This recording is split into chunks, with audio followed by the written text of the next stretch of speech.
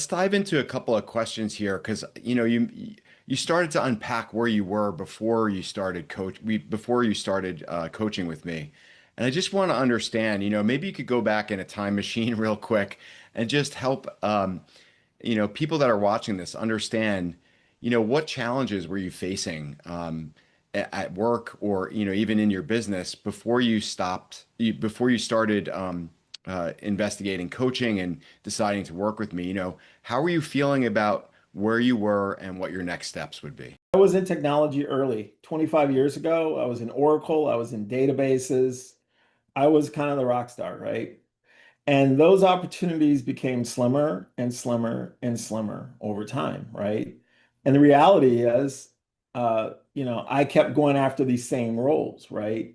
And these roles were either not existing, they had either gone away, right? Or um, I just wasn't a good fit for them. And so the reality is that I think I was chasing the career I had 25 years ago, 20 years ago, 15 years ago, 10 years ago.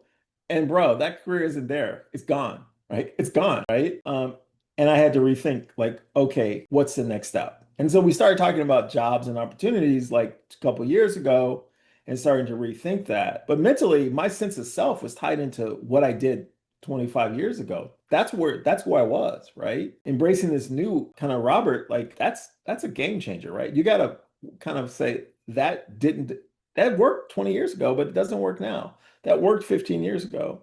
And these were really lucrative jobs. These were well-paying positions, right? But they're gone. The ice is melted, right? To use an analogy, right? And so I had to rethink a lot about my career, right? And the reality is that everyone's in that spot, right? And it wasn't about, especially with stuff like AI, it wasn't about become smarter or learn something different. I mean, that game has totally changed. Yeah, So, yeah. it's a constant evolution, right? And I think Yeah. one of the red thread through all the people that I work with is that ability to adapt.